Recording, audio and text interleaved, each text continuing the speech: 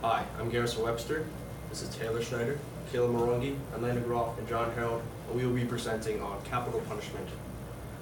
First, our team research question was, should the execution of a human being be legal in America? Then we established the group thesis of, because of the detrimental effects of capital punishment, it should be nullified in 21st century America. And now, Joanna. The death penalty being enforced in America is nothing new. Throughout history, executions have been practiced as a consequence for a crime or wrongdoing.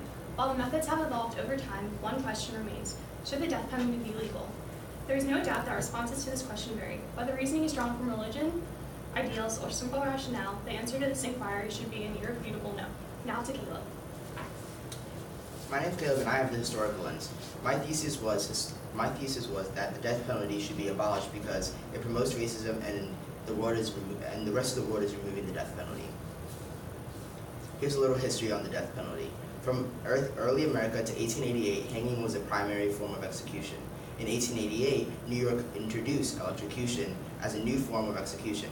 Then in 1924, the gas chamber in Nevada, and lastly, lethal injection introduced in 1977 as the most humane form of execution.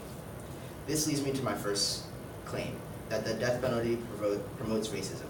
According to the NAACP, a national civic rights group, between 1882 and 1968, 4,743 lynchings occurred in America. Note, these were public and illegal executions performed by white people.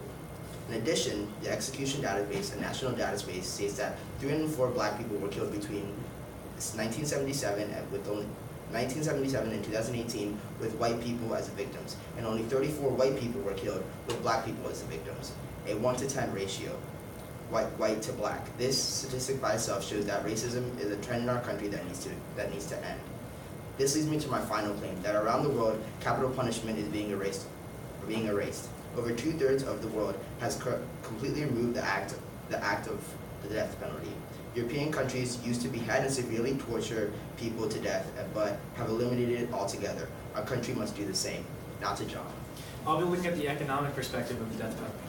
The cost of the death penalty totally outweigh the benefit of killing inmates. According to Martin Kasten from the University Avenue Undergraduate Journal of Economics, the total annual cost of the death penalty ranges from over $96 million to over $214 million.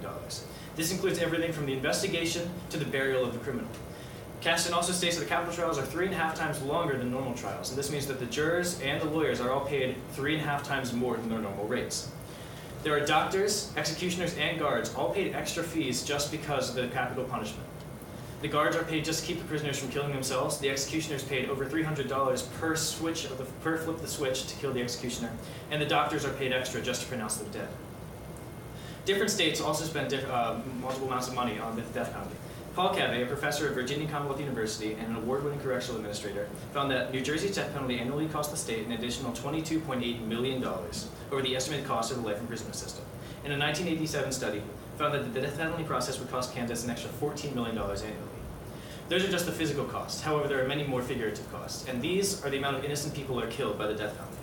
Paul Cavey also says that between January of 1987 and July of 1989, at least 12 people were discovered to be innocent after being sentenced to death. That's 2 years, and the death penalties are been around for over 200. And now to Garrison with the psychological lens.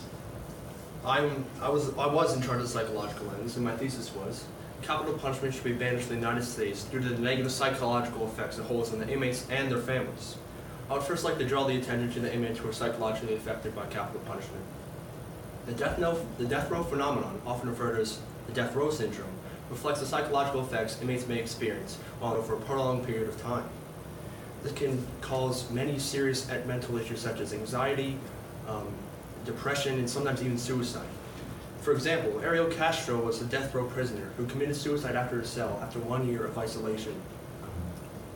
He left a note by his bed stating, "Love and miss my grandkids." After only 1 year of isolation, Castro became so mentally ill from isolation that he proceeded to take his own life. Not only just inmates, but many families are affected by capital punishment as well. Bill and Denise Richards lost their 8-year-old daughter and 7-year-old son in the Boston bombings that occurred in 2013. The convicted killer, Zahar Zanai, was convicted on this evidence and was later sentenced to death. Before all of this, the couple quoted in court, The capital punishment and the continued pursuit of the punishment could bring years of appeals and prolong the most painful days of their lives.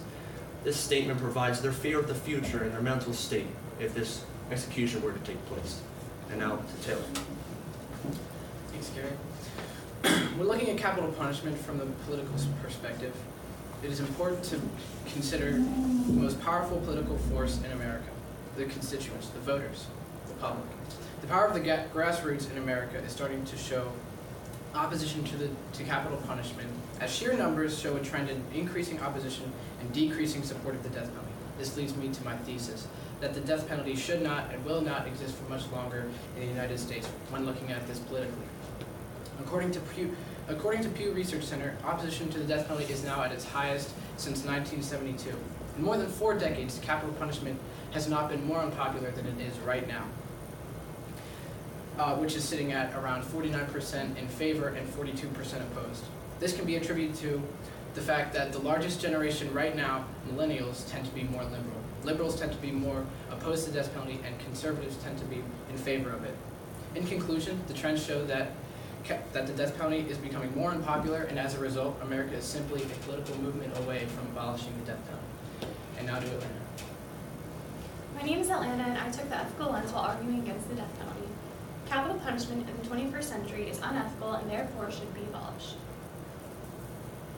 When deliberating the ethics of capital punishment, it's important to recognize first the value of human life. Quote, everyone thinks human life is valuable. Some of those against capital punishment believe that the human life is so valuable that even the murderers should not be deprived of the value of their lives. End quote. This statement is from BBC's article titled Ethics, Capital Arguments Against Capital Punishment. Furthermore, what gives the court the right to take someone's life? The obvious answer is the law.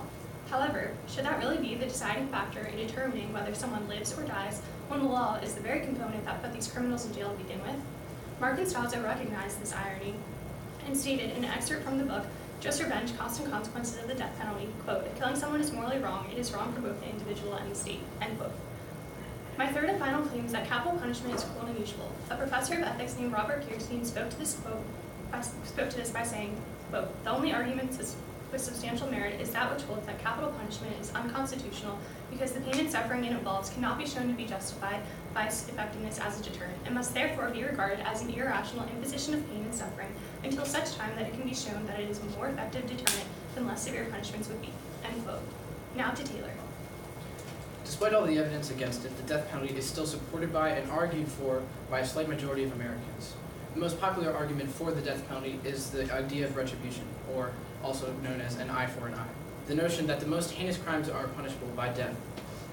In 1989, Donald Trump occupied advertisement space on several New York newspapers with an article titled, Bring Back the Death Penalty, Bring Back Our Police. Trump writes in this article, quote, I want to hate these muggers and murderers, and when they kill, quote, they should be executed. This statement is a perfect example of the idea of retribution. And while this can seem logical and even ethical, there are flaws with this, including the fact that innocent people are killed and executed in this system. On top of that, the criminal justice system should not be based on the notion of hatred and revenge, but rather on justice and objectivity and the goal in mind for a better society overall. Now to John with our group solution. Abolishing the death penalty is the best option for America. However, the majority of the population are still in favor of it, and it would indeed cause some problems and limitations. See, in the future, the death penalty was gone, then the prisons would become overcrowded. However, more money could be spent and taken away from the death penalty and used to improve the prison system. This would also get rid of the moral dilemma that people face when sending somebody to death, and it would also get rid of any psychological effects that people face from being on death row or sentencing somebody to their doom. Abolishing the death penalty would make a better America.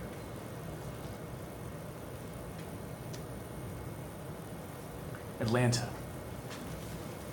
In the future, what change would you make to your group norms, and how would you expect that to improve the team presentation? I think overall, having better communication within our group members earlier, like during our individual research, would benefit the group, because I know that Garrison's lens changed to psychology and Caleb's lens was initially artistic, but after further diving into our research, we realized that changing Caleb's lens to historical would further prove our position against capital punishment. So I think going into our next, if we were to have a next project like this, I think making sure that we communicate and do our research ahead of time and communicate that with another group needs would benefit us. John, what is an example of a compelling argument from one of your peers' individual reports that you decided to exclude from your team presentation, and why? So Caleb had 4 or 5 different anecdotes with people throughout history about their executions and about how they were affected by somebody else's executions. And it really put a face, especially from my lens, the economic lens, it put a face on the numbers and it let me see the human side of things. But unfortunately, we just didn't have the time or the space in our presentation to keep it, and therefore we had to get rid of it. Garrison, reflecting on your colleagues' work, which one had the greatest impact on your overall understanding of the problem your group identified? Right. All right. I believe that John's lens had the greatest impact on our presentation and my personal opinion on this topic due to the fact of Alana had an ethical lens, which is more around human morals and what many people think, as well as Caleb's with information about the topic, and then his with a modern day turn about what people say today. But I feel like John's covers that the most because you don't really think about economics when you think of capital punishment. It adds more information that you would never really think of, and especially with the numbers and the prices of many wages that go into the whole entire process, allowed me and our group members to kind of get a whole understanding of every single side of the situation. Taylor, describe how the content of the team presentation was changed as a result of group discussion. Yeah, I think overall, especially after the practice runs, we definitely had to discuss as a group how we would deal with time, because often we would be over by at least a minute, maybe a minute and a half. Often that would be the case, so we figured that we would have to cut out a lot of the content while still having a cohesive and just a coherent argument against the death penalty, especially as John mentioned earlier, with Caleb's stories and anecdotes in his through his historical lens. They often added a lot of time, and that's just one example. We felt that we had to cut a lot of that out and change the content and how we spoke about the death penalty while still having as strong of an argument as we possibly could. Caleb, describe an argument from one of your peers' individual reports that made you think differently about your team's solution or conclusion. Well, Garrison had a physiological lens and psychological lens, and he talked about how it affects many parents and children of people who are on death row and how they really miss their kids. But it changed our group conclusion a lot because we had to sort of go at people's morals at the same time, because most people who talk about the death penalty, it's mostly based on their morals. So the moral of like keeping a child away from their parent for a really long time, or killing a person's